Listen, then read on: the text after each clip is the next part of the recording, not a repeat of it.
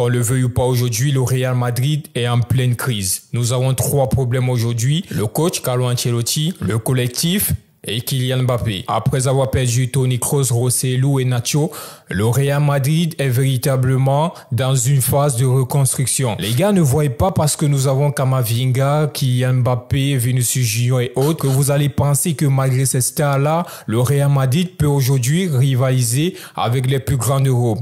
Les gars, n'attendez rien de cette équipe cette saison. Nous sommes partis pour une saison blanche comme en 2015. Carlo Ancelotti aujourd'hui est dans une impasse. L'impasse de pouvoir renouveler le collectif. L'impasse de pouvoir renouveler la stabilité et la cohésion de cette équipe-là. Début de saison 2013-2014, Carlo Ancelotti arrive au Real Madrid. Un Real Madrid déjà composé de nombreux stars et où José Mourinho avait déjà fait un gros travail depuis presque 3 ans. Carlo Ancelotti débarque dans cette équipe-là avec une cohésion d'équipe, avec un esprit déjà bien établi auparavant par l'ancien coach. On a Casillas qui est presque sur la fin, Pepe Ramos en charnière centrale. Sur la ligne défensive, le seul choix que Carlo Ancelotti va faire et qui va s'avérer être payant, c'est de prendre Arbeloa, un des piliers de l'équipe, le mettre sur le banc et faire revenir Dani Carvajal qui était en prêt à Leverkusen. Au milieu de terrain, Carlo Ancelotti va aussi faire des choix qui vont s'avérer très importants, notamment en déplaçant Di Maria et le faisant jouer comme milieu relayeur. Lors de la saison 2013-2014, on avait ce milieu de terrain, Xabi Alonso, Modric et Angel Di Maria. Notamment avec l'arrivée de Gareth Bale aussi qui a changé beaucoup de choses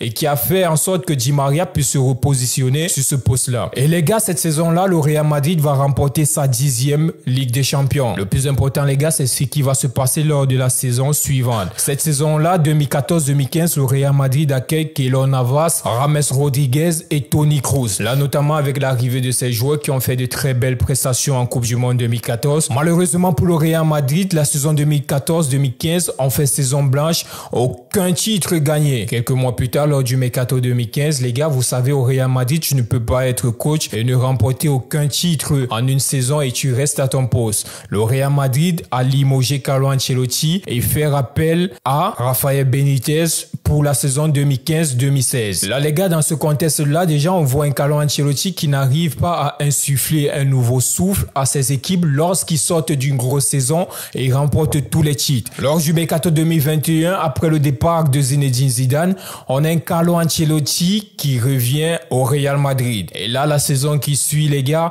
le Real Madrid remporte aussi sa Ligue des Champions. Et aujourd'hui, ce Real Madrid vit la même situation que lors des saisons précédentes. On sort d'une grosse saison 2023-2024 où le Real Madrid a tout pris sur la saison, a remporté tous les titres dont il était en compétition. Et là, on se retrouve au début de saison 2024-2025, peine à s'identifier, manque de cohérence et n'arrive pas à battre des équipes comme Lille, comme le Milan AC. J'ai beaucoup de respect pour le Milan, mais les gars, cette équipe du Milan qu'on a vu hier face à Madrid, c'est pas la meilleure équipe du Milan de ces 10 dernières années ou alors voire de ces 3 dernières décennies. Alors là, vous voyez déjà le gros problème qui se pose au Real Madrid. On a une équipe qui n'arrive pas à jouer. On a une équipe qui n'a pas de style de jeu identitaire.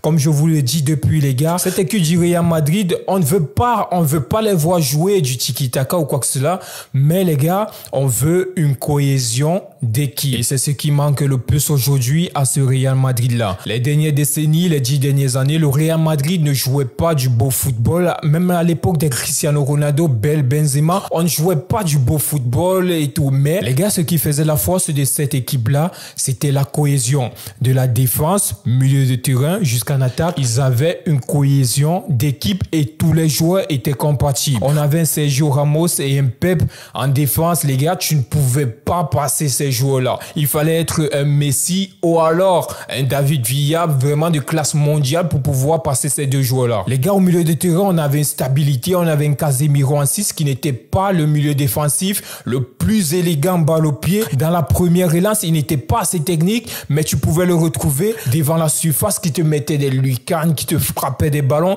qui te faisait des gestes techniques incroyables. Ce qui nous manque aujourd'hui dans notre équipe. On avait un stabilisateur, un régista de classe mondiale mondial qui était Toni Kroos. On avait un Modric, un magicien qui était là dans les derniers passes, les gars. Chaque joueur a sa palette technique, chaque joueur a son niveau. Mais les gars, quand tu joues au Real Madrid, au minimum, tu dois présenter un style de jeu à la hauteur du club dans lequel tu es. Je vois des personnes tirer gratuitement sur Aurélien Tchouaméni. Le problème du Real Madrid, c'est pas Aurélien Tchouaméni. Tchouaméni, il a un profil de jeu identique à celui de Casemiro. Les gars, vous êtes en train de faire comme si c'était aujourd'hui que vous découvriez Tchouaméni. Aujourd'hui, ce Tchouaméni-là est à découvrir parce qu'il n'y a plus un Toni Kroos. C'est pareil lorsqu'il y avait des matchs de Casemiro et qu'il n'y avait pas Kroos ou Modric, les gars. On voyait un Casemiro qui se sentait en difficulté. C'est Toni Kroos et Modric qui cachait les faiblesses de certains joueurs. En 6 au Real Madrid, on a toujours eu ce type de joueur-là, à part exceptionnellement Xabi Alonso et Redondo qui avaient des styles de jeu qui étaient des milieux défensifs assez techniques. Mais tout le reste après, Sami Khedira, Tchouaméni, Casemiro, ils ont presque le même style de jeu. C'est pourquoi aujourd'hui, on demande à Tchouaméni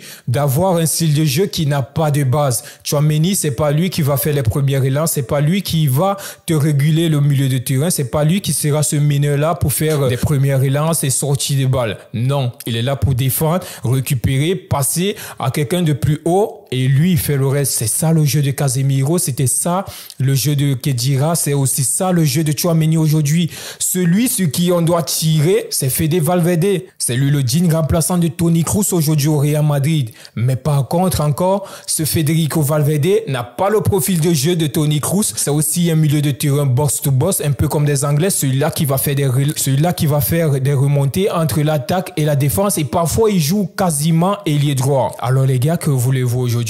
Tirer sur l'équipe, c'est bien facile. Nous tous nous sommes frustrés lorsque cette équipe fait des mauvaises performances. Mais les gars, faut comprendre aussi que cette équipe n'a plus les mêmes joueurs qu'avant. Le seul joueur aujourd'hui au Real Madrid capable de nous sortir de cette situation, si ce jeune joueur atteint son plein potentiel, les gars, on va voir une réincarnation de Mesut Ozil et vous allez voir que va changer le style de jeu du Real Madrid. Et pour cela, si tu veux faire jouer Arda Güler, il va falloir prendre des décisions très fermes. Tu vas faire sortir qui de ton milieu de terrain? Tu as des joueurs qui sont déjà considérés comme des cadres.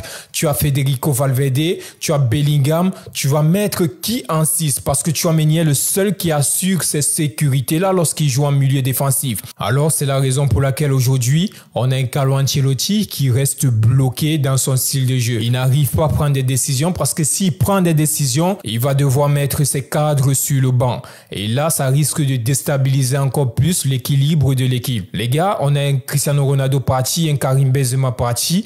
Là, on attendait l'arrivée du joueur prodige. Le joueur prodige, pour moi, au Real Madrid, ça aurait été Harry Kane, Erling Haaland, en 3e position, Kylian Mbappé. Pour la hype du club, j'aurais bien aimé Kylian Mbappé depuis au Real Madrid. Mais au moment où on a perdu Karim Benzema, la meilleure des choses pour Florentino Pérez, c'était de prendre Harry Kane lors du Mercato 2023. Ce qu'il n'a pas fait, le Bayern Munich a pris Harry Kane. Là, sur le marché, il y avait qui d'autre? Il y avait Erling Haaland. Erling Haaland, il est sous contrat avec Manchester United et sa clause libératoire est à 150 millions d'euros seulement en 2025. Lors du Mercato 2024, Florentino Pérez se retrouve avec une seule solution, faire venir Kylian Mbappé. Les gars, nous tous, on était pour l'arrivée de Kylian Mbappé. Personne ne va dire le contraire, que tu sois fan du Real Madrid ou pas. On voulait tous son arrivée, on a tous été fiers qu'il arrive au Real Madrid, enfin après plusieurs années. Mais là aujourd'hui, on se confronte au plus gros problème de ces dernières décennies au Real Madrid. Que faire de Kylian Mbappé? Les gars, si vous avez aimé la vidéo, n'hésitez pas à liker, abonnez-vous et commenter.